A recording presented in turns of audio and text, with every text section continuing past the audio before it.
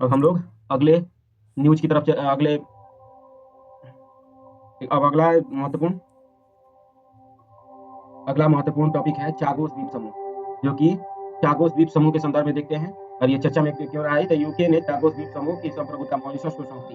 अर्थात बहुत लंबे समय से उपनिवेशवादी काल से यहाँ पर यूके ने अपना सैन्य या फिर एशिया पर नजर रखने का एक स्टेशन के रूप में बनाया था। और मॉरिशस को तो स्वतंत्र कर दिया, लेकिन इसे चागोस द्वीप को अपने अधीन ही रखा था। और लेकिन जब मॉरिशस ने कहा कि यहाँ पर मॉरिशस के लोगों को हटाकर, यहाँ से जितने भी मॉरिशस के लोग रहते थे उसको हटाकर मॉरिशस भेज दिया था ब्रिटेन ने, और इसको एक सैन्य अड्डा की तरह उपयोग करता था। अमेरिका को भी इसमें से लीज पर दे दिया।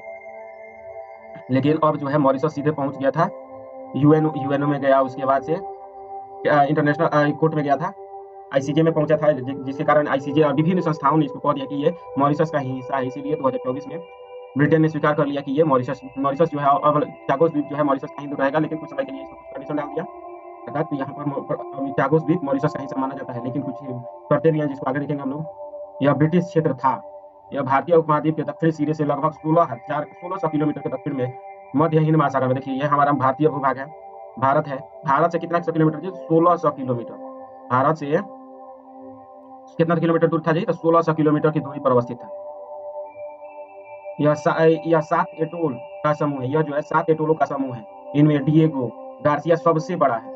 7 एटोलों का समूह है जिनमें डिएगो गार्सिया सबसे बड़ा है। यहाँ पर चागोस द्वीप समूह है एक, मतलब कि बहुत सारे द्वीप शामिल है। इसमें से सबसे बड़ा कौन है? तो डिएगो गार्सिया। मान लीजिए कि यह ऐसे है, डिएगो गार्सिया जो है ये सबसे बड़ा है। 1965 में इसे 3 मिलियन पाउंड में खरीदा था। कितने जी? यूनाइटेड किंगडम ने इसे 3 मिलियन पाउंड में खरीदा था 1965 में।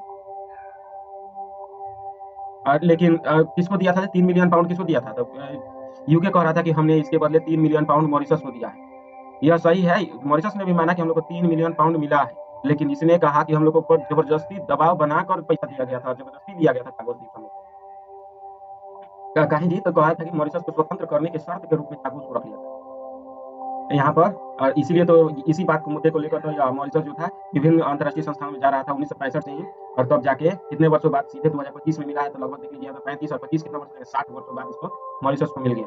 तो अब बताइए, यहीं से हम लोग को एक तो मोटिवेशनल कोटेशन मिल जाता है। बताइए 60 वर्षों बाद मॉरिशस ने अपनी खोई हुई भूमि को पा लिया, तो आप लोग 1 से 2 वर्ष और पढ़ लीजिएगा तो रिजल्ट कहीं नहीं पा लीजिएगा। इस पर भी ध्यान रखना है।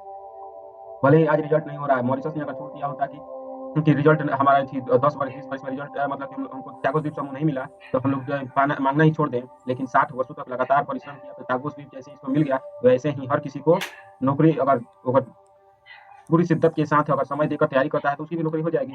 इस पर ध्यान रखने की जरूरत है।